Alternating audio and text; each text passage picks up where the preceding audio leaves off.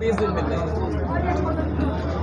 देखिए, मनोहर लाल जी की उम्र भी मेरे से 2 गुनी है, मेरी स्पीड उनसे 3 गुनी है, तो मुझे लगता है कि मैं 20 दिन में अपने बुजुर्गों के आशीर्वाद से, युवा शक्ति के जोश से जल्दी से जल्दी लोगों के बीच में जाएंगे और वोटों की अपील करेंगे। सरकार की कुनीतियों बारे, मनोहर लाल जी के 9.5 साल के कुशासन बारे लोगों को जागरूक करने का काम करेंगे और कांग्रेस पार्टी के हक में अपील करने का काम करेंगे। कांग्रेस बीजेपी में सीधा मुकाबला माना जा रहा है, तो रात भी वो सीट है, लेकिन कुछ और कैंडिडेट भी आगे दूसरी पार्टी। देखिए, सभी का अधिकार है लोकतंत्र के अंदर, लेकिन मुझे लगता है कि इस समय करनाल की जनता मनोहर लाल जी के खिलाफ वोट देने का मन बना चुकी है, क्योंकि पूरे हरियाणा के अंदर परिवर्तन की लहर चल रही है।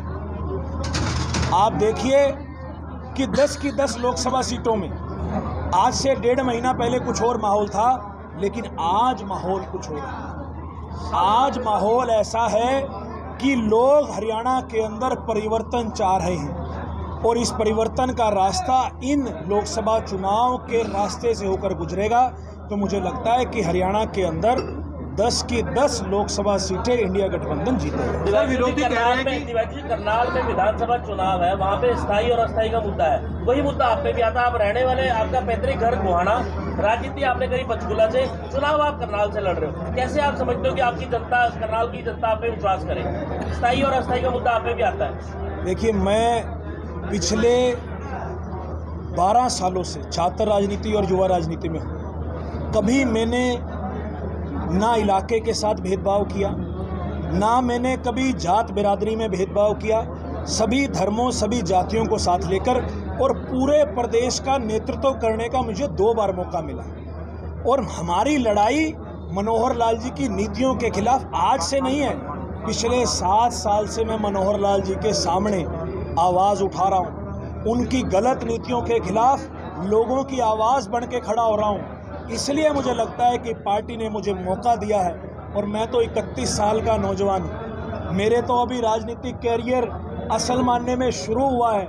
मैं तो अपने आप को खुशनसीब समझता हूँ कि करनाल की पावन धरा पर मुझे सेवा करने का मौका हमारी पार्टी ने, हमारे नेताओं ने दिया है। अगली जितनी भी मेरी उम्र रहेगी, जितना भी मेरा रहेगा, 40 साल 45 साल करनाल की जनता की, पानीपत की जनता की, आपके बीच में रहकर सेवा करने का काम करें। सर, विरोधी कह रहे हैं कि पीओ केवल एक प्रोपेगेंडा है, लेकिन विरोधियों ने, भाजपा ने आपको खड़ा किया जानबूझकर ताकि मनोहर अधिक से अधिक वोटों जीते। ऐसा क्या कहना सर? ये तो समय बताएगा, ये तो करनाल के, पानीपत के लोग बताएंगे।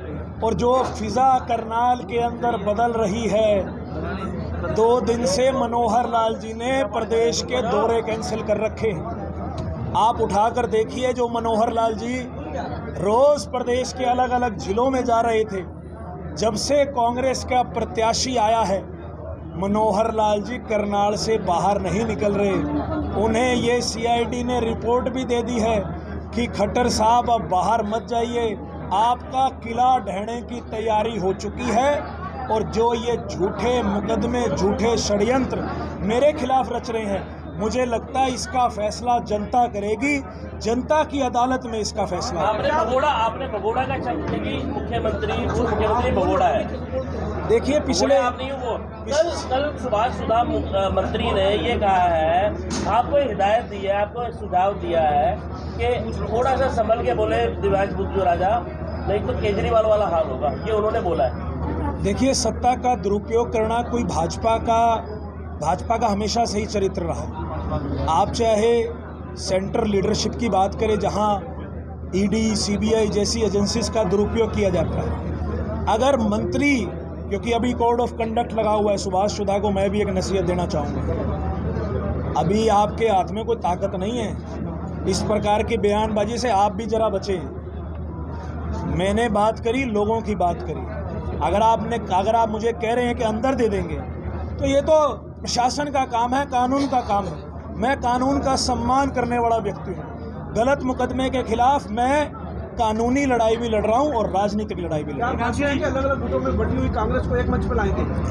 कांग्रेस पूर्ण रूप से एकजुट है, कोई कांग्रेस बटी हुई नहीं है। सभी नेता अपने अपने स्तर पर पार्टी को मजबूत करने का काम कर रहे हैं। मुझे लगता है कि आज कांग्रेस का कार्यकर्ता खड़ा हो चुका है और सभी कार्यकर्ता, सभी नेता मिलजुल कर इस चुनाव को लड़ रहे हैं। दिव्यांशु जी, पूर्व मुख्यमंत्री जनता के बीच में जाकर 9.5 साल के विकास कार्यों का हवाला देते हैं कि हमने ये किया, हमने वो। आपके मुद्दे क्या रहेंगे, क्या मुद्दे लेकर जनता के बीच हैं? सबसे पहले तो आपके माध्यम से मनोहर लाल जी जो दावे कर रहे हैं, मैं कह रहा हूं एक बार मेरे सामने आ जाएं, एक बार जनता की अदालत में आ जाएं, मुझे बुला लें, अपने घर बुला लें, कहीं और बुला लें, समय उनका, जगह उनकी, तारीख उनकी, आप अपनी उपलब्धियां गिनाओ, हम आपके कच्चे चिट्ठे लेके आएंगे, लोग मौजूद होंगे, आप मौजूद होंगे और फैसला हो जाएगा कि खट्टर साहब ने इस प्रदेश के लिए क्या किया।